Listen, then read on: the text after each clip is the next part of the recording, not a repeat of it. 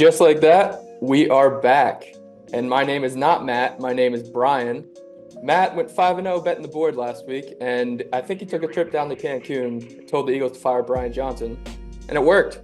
He is fired, but we will talk about that later. I'm here with Jack, two-man show today. Jack, how's it going? Good, bro. Auburn Basketball finally cracked the top 10, which we'll get into. But yeah, shout out the AP poll for finally pulling their head out of their ass and making us Auburn fans nice and happy. Unbelievable it took that long.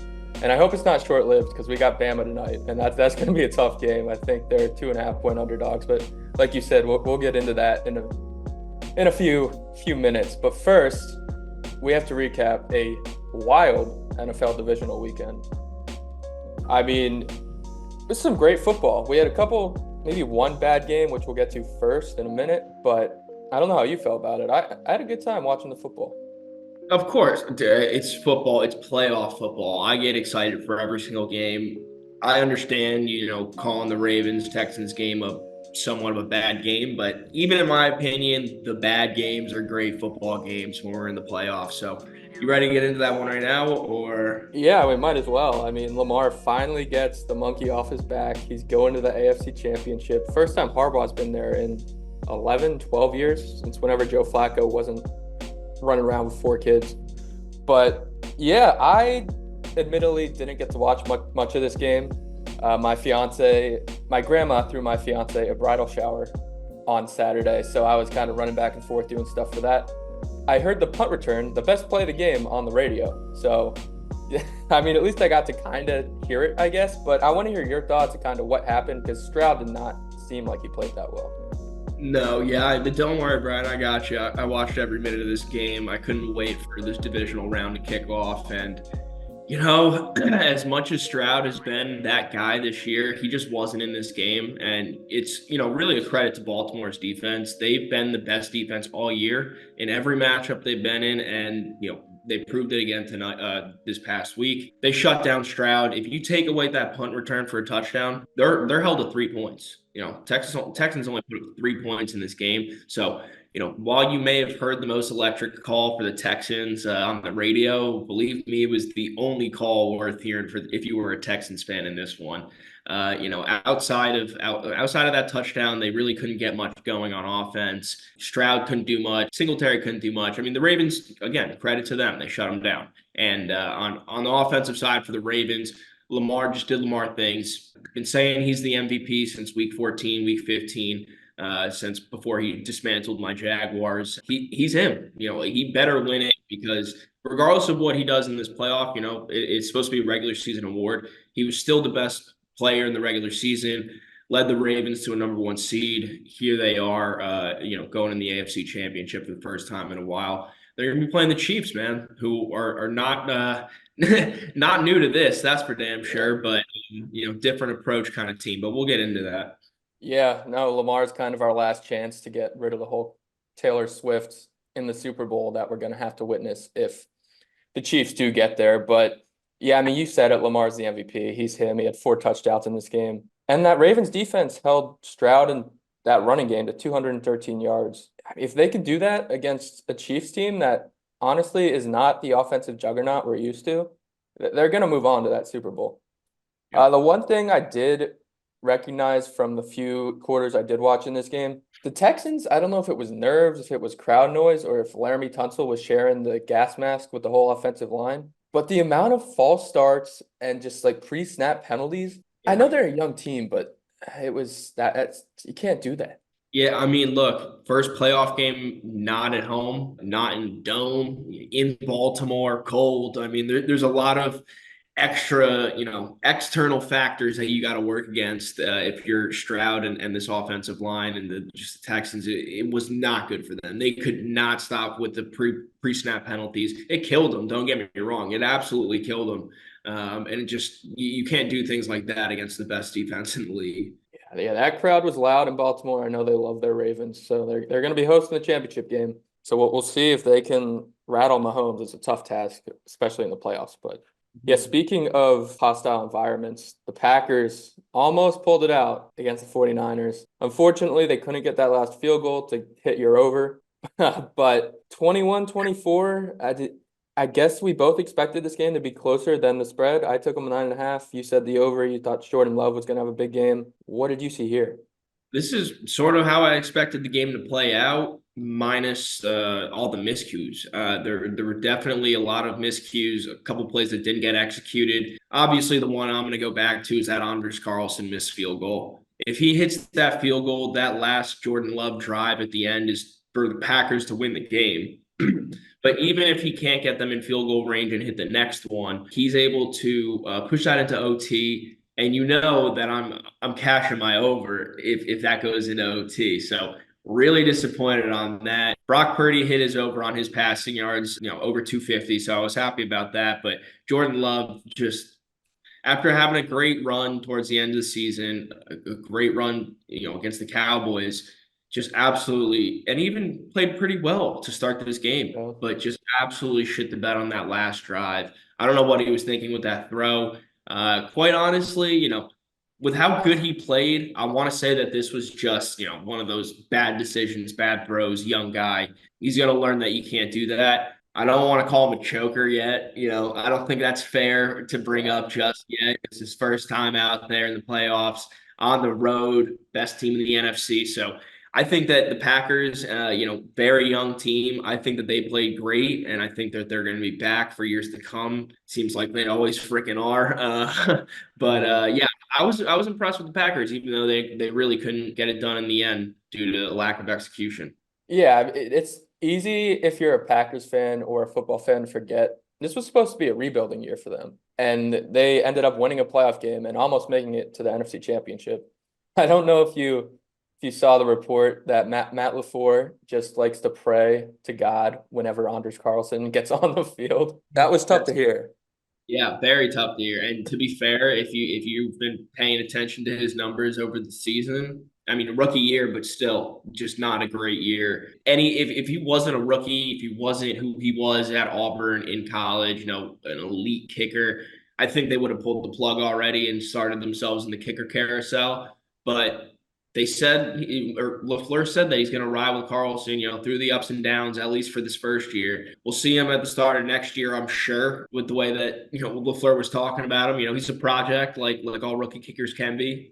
So I think we'll see him back next year. I don't think you have to worry about that, but he's definitely on the hot seat. No doubt about it. I think the one thing kind of keeping him at least employed for now is the fact the Vikings cut Daniel, and then now Daniel is one of the best kickers in the league. So I mean, that name alone, you're just like, yeah, struggled out the gate, but maybe he's good again. It's just, yeah, it's unfortunate going from a guy like Mason Crosby, who missed a game-winning field goal for my Giants this year, by the way, to Anders, who was just not great for them. But they'll be back. The Packers will be fine. Mason's old though, dude. They had to move on from him, and I'm Yeah. I'm surprised that the Giants even pulled him up for a game. I mean, I feel like Graham Gano's been there for 3 decades as well, so they might as well. Well, excuse me, I remember David Akers. Was that 2 decades ago? So yeah, Graham Gano's been around for a minute, but yeah, we need to see some good kickers join in the league, and it seems like they never come around. Yeah, no, I saw that the ninja tweet from like 2021 when he was like, how can NFL kickers not kick? And I was just getting retweeted all over my timeline. But Yeah, he's got a point. Like kicking has not been great. well, dude, we just don't see the Vinatieri's or the Gostkowskis or the Janikowskis anymore, man. We just Yeah. don't see them like that anymore. I mean, shout out Mount Prater, shout out Brand McManus for a few years over there in Denver. Seems like the Denver kickers got it figured out. Will Lutz had it figured out for a few years down in New Orleans, but he hasn't been good in Denver now. So it's crazy things happening left and right with these kickers. I just want to see some more consistency. Yeah, no, I mean, this is another point you think about it now. The kickers left in the playoffs. You have the Ravens with Justin Tucker, of course. Then you have So the Lions have what, Marvin Badgley? yeah, The 49ers have the rookie Jake Moody. who has not been good. And then the Chiefs have Bucker. So the AFC team, whoever comes out of there, is going to have a huge advantage in the kicking game in the Super Bowl. So that's just This something to think about when you're when you're placing your Super Bowl bets. That's a great point, Brian. You're absolutely right. Whoever comes out of the AFC is absolutely going to have a distinct advantage as a kicker. I will say, who comes out of the NFC, if it's the Niners, who we would expect, big advantage over the Niners in that department. If it's the Lions who somehow beat the Niners and make it to the championship, I wouldn't be too worried about that disadvantage. Dan Campbell Yeah, doesn't it's want to kick true. anyway. He's gonna go for it on He's going to be fourth going down for and two whatever. every single time. This man, Dan Campbell. I mean, speaking of Dan Campbell, the next game we saw another one that was, I guess, a little closer than at least I expected. I know you were on the Bucks. Bucks 23, Lions 31. The Detroit Lions have won two playoff games for the first time since 1957. I know Matt pulled that trivia out of his ass last week, and then I unfortunately had to tell him it was in the notes. But I the Lions, they could win it all. I mean, they have Team of Destiny vibes. Dan Campbell might be, dare I say, the best coach left in the playoffs. I know Shanahan's still there. I know Harbaugh's still there, but Harbaugh, Shanahan. Yeah, I mean, there's and there's Andy good Reid. But I mean, and Andy Reid. Yeah, there's good coaches all around. that's true. I guess this time of year you only get but Dan Campbell's at least the most fun, and he has Oh, we this love team him. playing We hard. probably love him the most. He's definitely the most likable coach left, no doubt about it. And he ended Trey Palmer's streak. Trey Palmer was pissed off, didn't score a touchdown.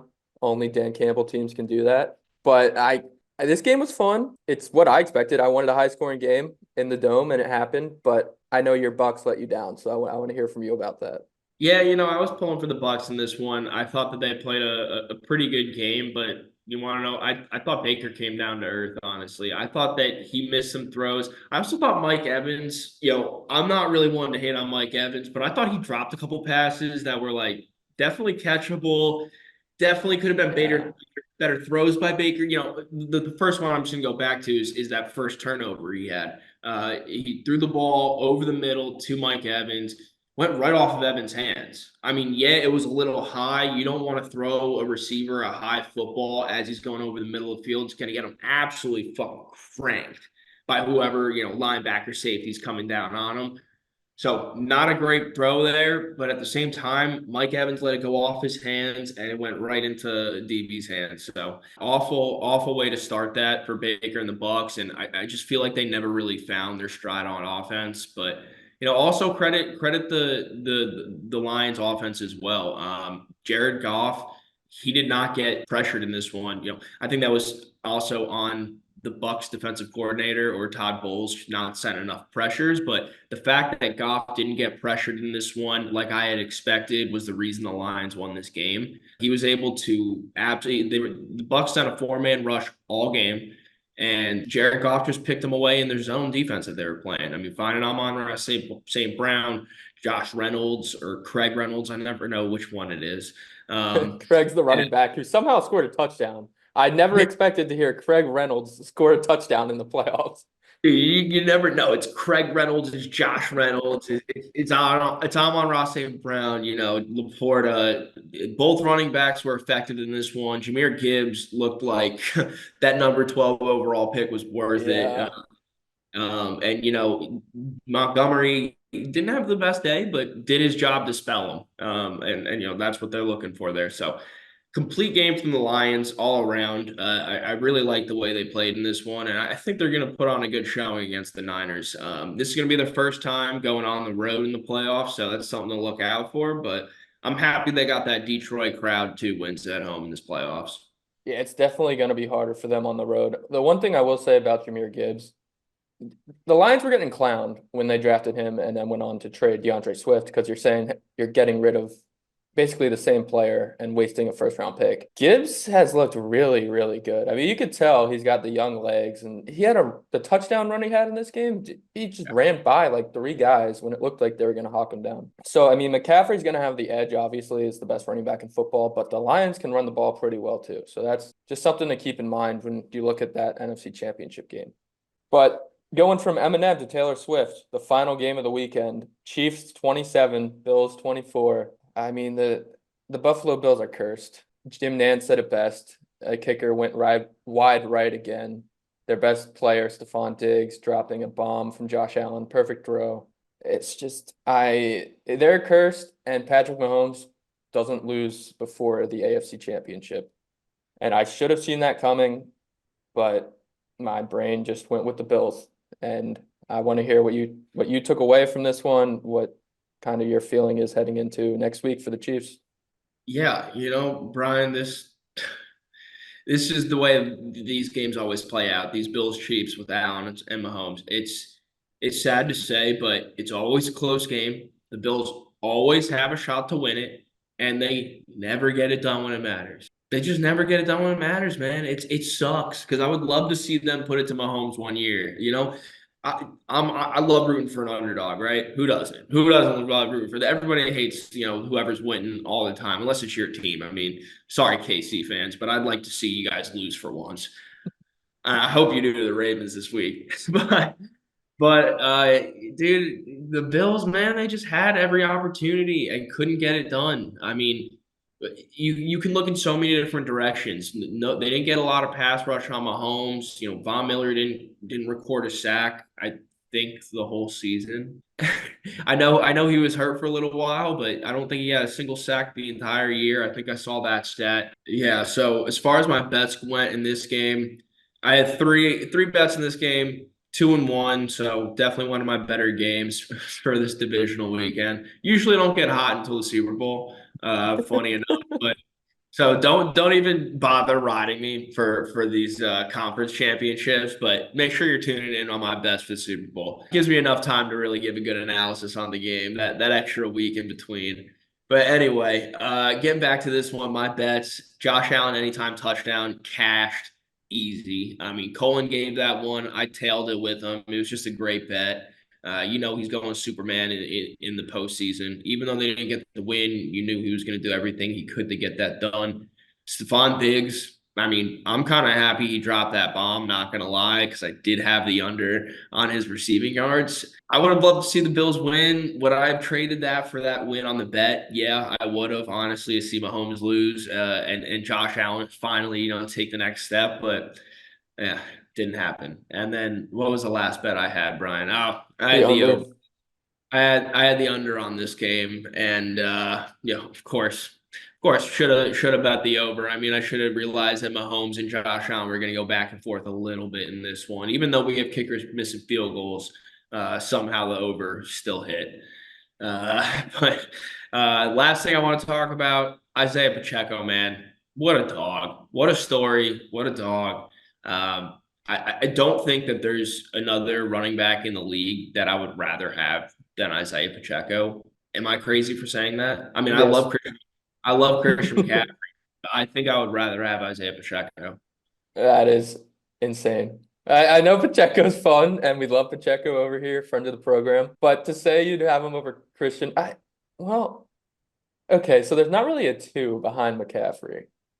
So I Look, guess you could make the case. But this is McCaffrey, this is my thing with Pacheco and with running backs in general.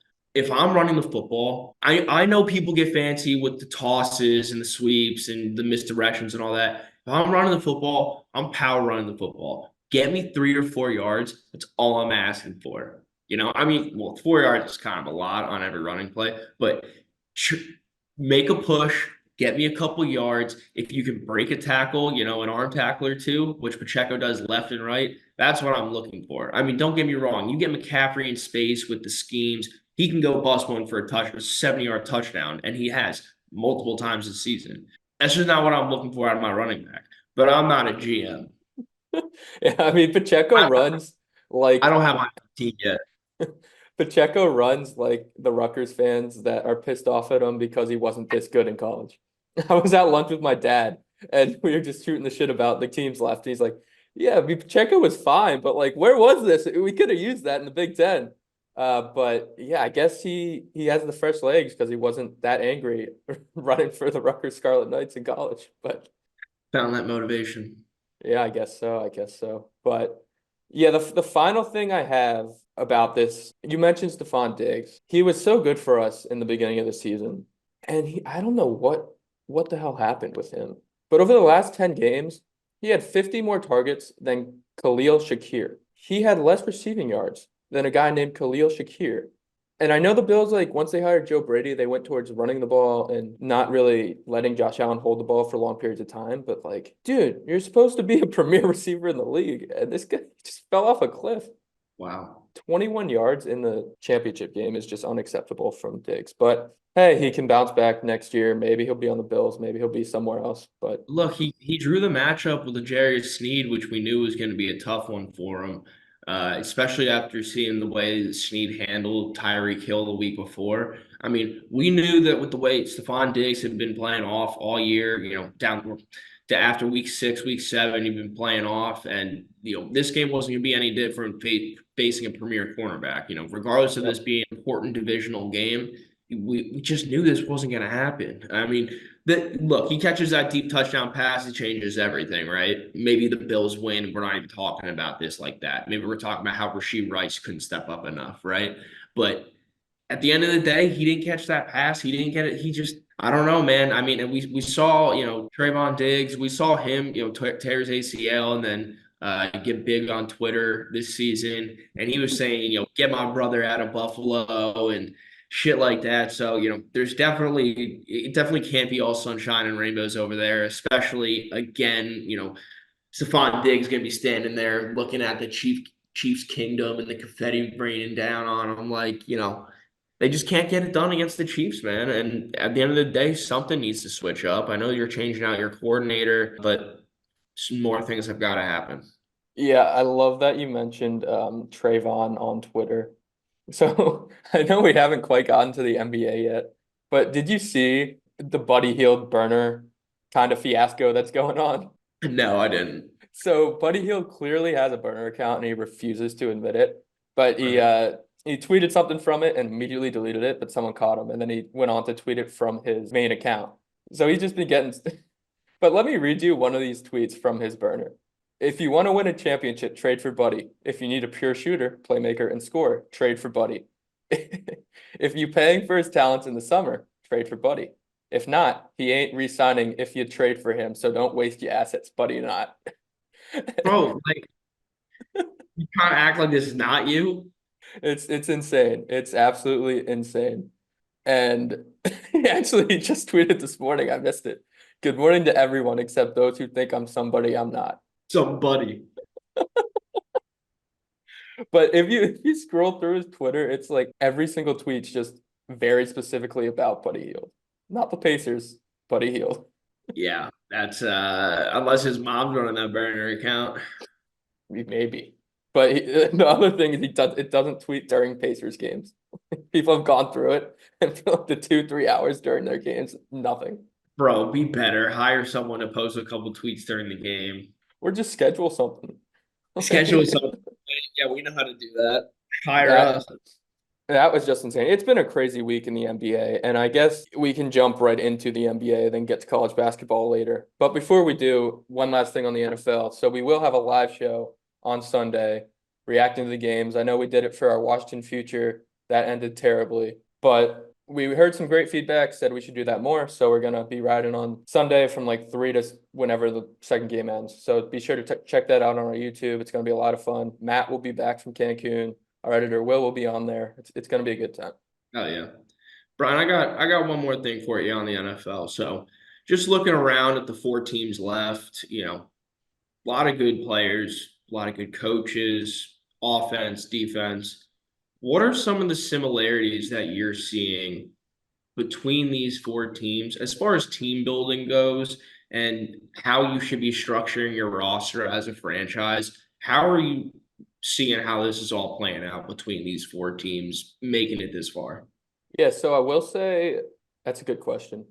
And once again, I'm using Twitter for my knowledge here, but I saw a tweet earlier today, and the 2-1 seeds, the Ravens and the 49ers, they both paid their exceptional linebackers. And that's something the Eagles didn't do after last year's run. That's something a lot of these teams just don't have in today's NFL, are a good edge rusher and a good middle linebacker. And the 49ers and the Ravens both have that. It's shown that both their defenses have been great. I know the Niners hasn't been as good as of late. I think getting Chase Young may have been a mistake, but that's a whole nother rant. But yeah, the linebacker play and then good coaching. we already talked about the coaching. I said Dan Campbell might be the greatest coach left, and then we named 3 ones better than him. So those are kind of the 2 I've seen. What about you? No, the first thing I was going to say is coaching. That was kind of funny, the Dan Campbell thing earlier. That was, we just popped out and said the other 3 coaches. We were like, you can make a case for any of them.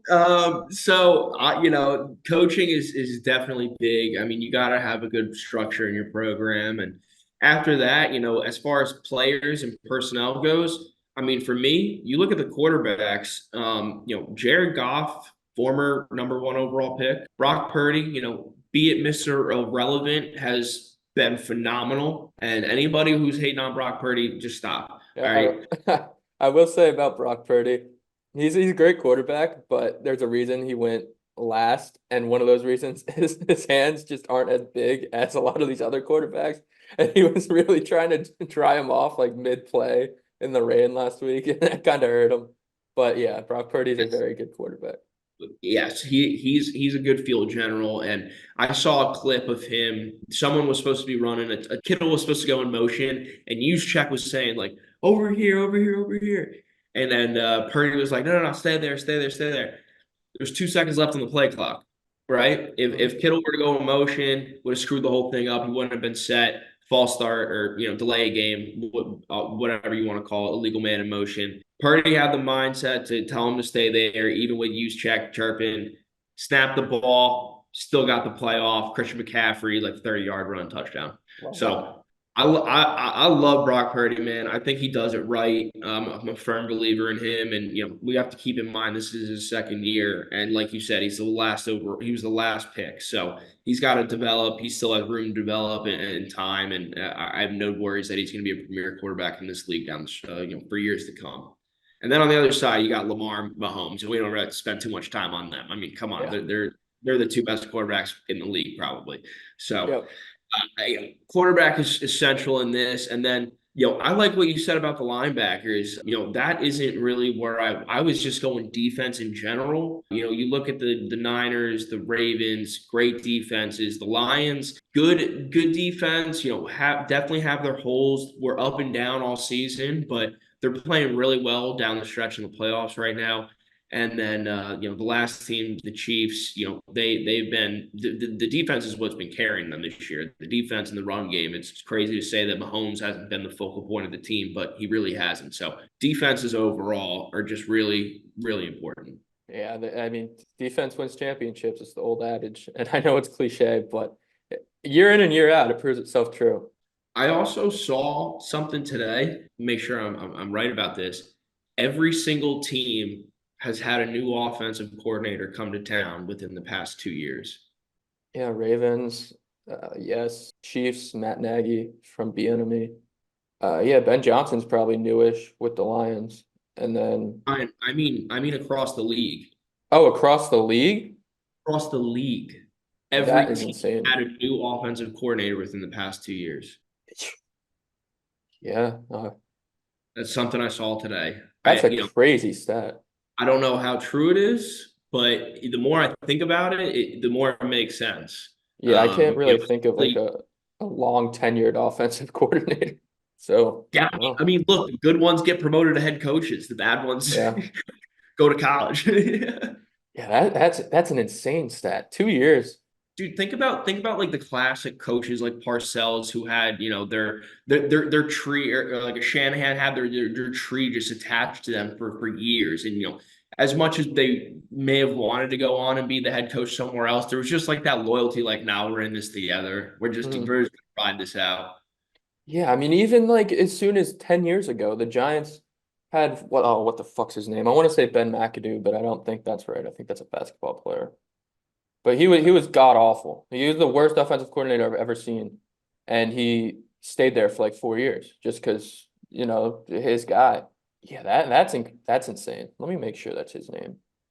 Yep, Ben McAdoo.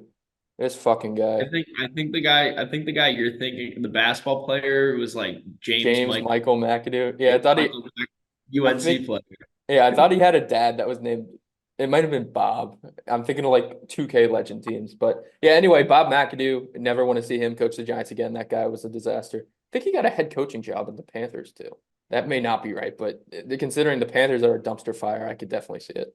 But yeah, I guess we'll wrap it up with football talk here. Save a little bit for the football show later this week. We went a little long there, Yeah, we but look crazy. yeah. But before we go long on another topic, because I'm sure we both have a lot to say about Auburn, we will talk a little bit about the NBA. Take it away. So, big news of, I guess it would be yesterday when you're listening to this, Terry Rozier is going to the Miami Heat, which I guess would be good for them because the Heat, as good as they are, they always kind of struggle to get that scoring behind Jimmy Butler, who really only scores in the playoffs, and then Bam, who's kind of one-dimensional. So you get Terry Rozier, and you get him shooting 23s a game. He might only make 7 of them, but he's going to shoot them. And Kyle Lowry goes to Charlotte, and they get a first-round pick in 2027. So I guess it's a good move for the Hornets too. You get a first-round pick, but then you got to pay Kyle Lowry. God, I can't say his name for shit. Never have been able to. But yeah, I guess it's something. I don't know if you have any thoughts on it, but I don't think it really moves the needle for. No, I mean, I think the Charlotte's doing that solely for the pick, that the down the road pick. I mean, I don't think there's really a lot of value in Kyle Lowry. I know they have a couple injuries to their guards, so they could, I guess, use the depth. But Kyle Lowry is in the epitome of health himself. He's been hurt a lot down in Miami. He wasn't available for most of the playoff runs, so I don't really understand the move entirely. But as far as Terry for Miami, you said it right. They're just looking for another scorer. Kyle Lowry, at this point in his career, really wasn't getting it done for them, and they're a team that still have playoff and championship aspirations. So they're going to be making moves where they can to get it done. No, I don't know what the LGBTQ population is like down in Charlotte, but I will say Kyle Lowry has a caboose, so that might get some people to the game down there. Maybe, maybe there's some thinking in that. But besides that, we have some other news. The Bucks fired their coach. The 30-13 Bucks have fired Adrian Griffin. There's reports they might try to hire Doc Rivers. I don't know how hiring Doc Rivers would really help, considering Giannis is just pretty much spearheading that organization. I know people made fun of LeBron for being like the owner and GM of his teams in the past, but the fact that Giannis is still employed by an NBA team is solely because Giannis is on that team. I know the Bucks have had their struggles on the road, 30-13, and you fire your head coach. That just doesn't seem like a place you'd want to go as a head coach in the future. People say that all the time. Don't set the precedent of firing. Or I know Matt said it about Sirianni not too long Yeah. ago. So I don't want to blame him too hard here.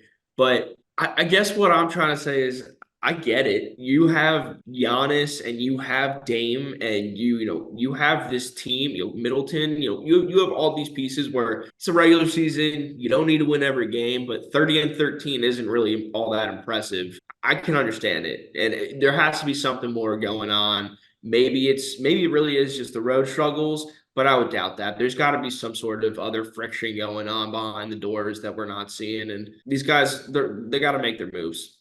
Yeah, I guess I always go back to this point too. And I know it pisses off a lot of basketball nerds out there, but it's if you're on the wrong other side of this argument, you're just wrong. The head coach in basketball, at least in professional basketball, is probably the least important out of all the major sports. I know in college it matters a lot more, but like in the NBA, your head coach really, unless you have like a Eric Spoelstra coaching a bunch of undrafted free agents, I just if you have Giannis and Dame, I guess you really just need a likable head coach. Yeah, I mean, I think I would agree with that. I think I would agree with that. I don't really know, it's definitely Well, disrespectful to say, just in I general. mean, Just think about have it. to make Like them. But with you're the you're probably NFL, you need a scheme. You need to be a leader of men, as people call it.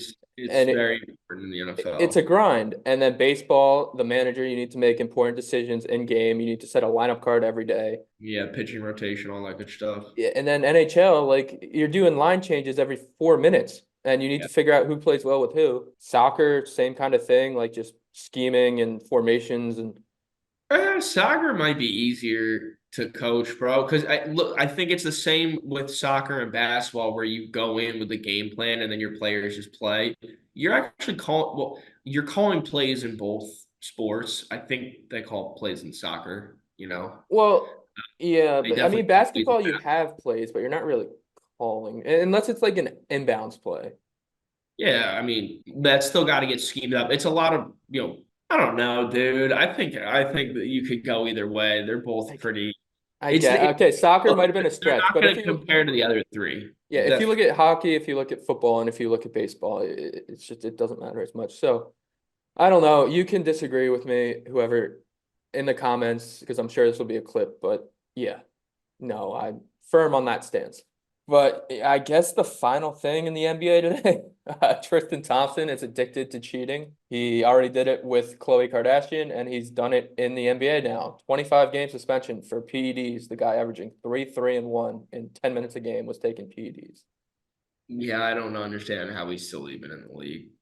He is Uh, probably the answer. yeah, I think he's represented by Rich Paul because he's all buddy buddy with LeBron. So that's probably the only reason. But even LeBron doesn't run him on his teams anymore. So I don't get it. I really don't. But He wasn't all that good. I mean, he was a good rebounder in the Cleveland days, but what did he do outside of that? I mean, I don't know why you want him on your team. yeah, he was I would say he was a great rebounder. So I'll give him that. But yeah, now there's just nothing. Nothing about him that looks good. And then I know I said that was the final thing, but I will give Joel Embiid his flowers because I know Matt's not here to do it. Dropped 70 points, led his team to a victory. So Joel Embiid probably going to win the MVP this year. If he keeps dropping numbers like this, he's going to be averaging 40 points a game. Oh So I don't yeah. know how you can't give it to him. But yeah, we'll see if the Sixers can get out of the second round. I know Matt will have a lot to say next time he's on. So we're about to get into some college basketball here. We're probably going to go on about 5, 6 minutes about our Auburn Tigers, and rightfully so. So if if you don't want to hear us just love our Auburn Tigers, skip ahead about 5 or 6 minutes. Oh yeah. Let's talk some more Eagle, baby. Like we said earlier, eighth in the AP poll, play Alabama tonight, 2.5 point underdogs. It's gonna be tough. Alabama can shoot well, especially at home with Mark Sears, Aaron Estrada, Grant Nelson. But those three alone at home, their percentages are so much better than on the road. And they'll have the student section with the fucking white hard hats on for some reason. I don't get why they do that, but they'll be hyped up. So how are you feeling about this game? Look, man, it's the Iron Bowl. It might be it might be basketball, but it's still the Iron Bowl. It's still Auburn. It's still Alabama. It's gonna be bloody. It's gonna be gritty. No love lost on this court. That's for damn sure. I'm sure Alabama's coach will be very animated, as Bruce will be. I'm super excited for this game. Super, super excited. Auburn Tigers are undefeated in SEC play right now. This should be the game that, law of averages, rivalry game, away game, at Alabama, call it what you want against us. Like, this should be the game we lose. You won't see me betting on that, though. I'm riding Auburn till the grave, dude. We're just a better team. We're in my opinion, we're a top 5 team in college basketball. I think we're better than Kentucky and Tennessee. Well, maybe we're on the board. I think we could win, any given game with Tennessee. Let me say that right now. And I think we're a better team than Kentucky, at least at this stage in the season. Kentucky's a young team, so we'll see how they progress come tournament time. But right now, we're better than Kentucky. I think we're just as good as Tennessee. There's some other good dogs in there. I think Purdue would give us a lot of trouble with that size, but let me not get out on too much of a tangent here. I'm taking Auburn to win on the road.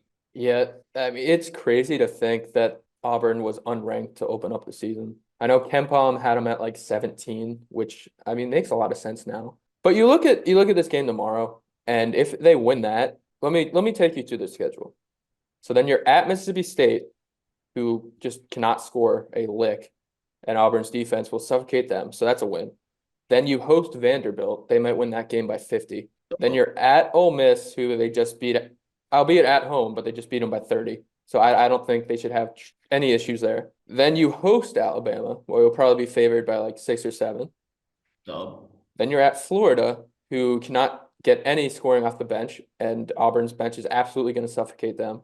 dub, Then you host South Carolina. dub. Then you host Kentucky. So if you beat Alabama, there's a realistic shot that Kentucky game is for the SEC title all the way in early February. Well, to be fair, at the time of this recording, South Carolina is playing Kentucky, and they're up 4 in the second half right now. So there's a shot that that game won't even matter for the title. We can lose that game and still have the title. You know what I mean? Yeah, that's true. The issue Uh, there is you still have to play Tennessee. yeah, I mean, don't get me wrong. All those dubs I just said, they're not gimmies. Going on the road to Ole Miss, even though we should whoop their butt, going on the road can always give you trouble. We can lose there. South Carolina has been playing very good this season, a lot better than a lot of people expected, I think. They're sitting at 15-3, 3-2 in SEC play. So we'll see how they are when come time we play them. But I don't think there's any reason, you should count us out for going undefeated in SEC play. Yeah, I would love to see it. If there's a team that can do it, it's this Auburn team. They're just so good. They're so deep. So And deep. that will be the last I say about it because I know we might be losing some people after talking for about 5 minutes about Auburn, and Matt's not here to cut us off. All right, if you missed that segment on Auburn, welcome back to, as I would say about FCS football, sport that people care about. So, so the last thing I will say about college basketball, of course, we just dropped another bracketology. Please go check that out. Matt and I worked so hard on it. And when Matt gets back to the live show on Sunday, we will drop our future bet for the college basketball champion. I know it didn't work out with Washington, but it was almost there. But our Thunder are still very alive in the NBA, and we need somebody to root for in college. So we're going to be in the lab trying to figure out who that's going to be. I think I know where Matt's going to be leaning on his, and he might be able to sway Jack over because Jack likes those guys too. But we'll see what happens. We'll see what happens. All right, and then one final thing before we wrap up here. Major League Baseball is in shambles, and Rob Manfred needs to do something about it. I don't know what he can do. I don't know if he's able to do anything. That's not me talking about the rules. That's me just talking about how he's an incompetent prick. But the Dodgers are running away with the offseason crown, and that might make him run away with the regular season and postseason crown. So they just signed James Paxton to a 1-year contract, something that any other team could have done. I don't know why the Mets haven't done it. They're about to run Tyler McGill out there every fifth day when James Paxton was good last year. It's unbelievable that all these teams are just sitting on the sidelines while the Dodgers just sign every free agent. I don't understand it. The Phillies, who are supposed to be all in, they re-signed Aaron Nola, and then that's about all they've done. The Mets signed Luis Severino. You heard me talk about that. The Yankees traded for Juan Soto, but haven't done shit else. All the other contenders, like nobody is doing anything, and I just don't understand it at all.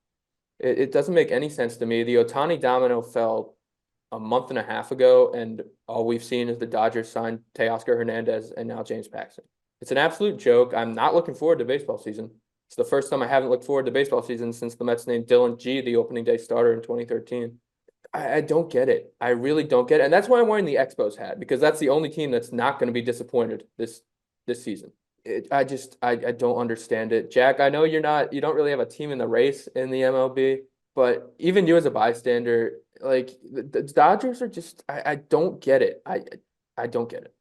Look, baseball's always had this problem where the big market, big name teams, they're able to buy the league. I mean, we saw the Yankees do it for, I don't know, the first 20 years of my life. I mean, they're still doing it. Who am I kidding? But they've been doing it my entire life. I remember the big name signings like A-Rod.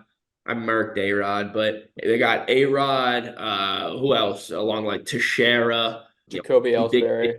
That didn't really work Ellsbury, out, but they still Damon, Johnny Damon. They took from the Sox too. Uh, Giambi, like all these guys just Big CC. I mean, dude, all these guys, they just, Clemens. I mean, they brought all these guys in left and right. They've been buying them forever. Now it's the Dodgers with their huge market out there in LA. So that's my problem. That's one of the biggest problems with baseball. It really makes it tough for the little guys like A's. But we did see the Texas Rangers win it this year. So shout out the Rangers getting it done.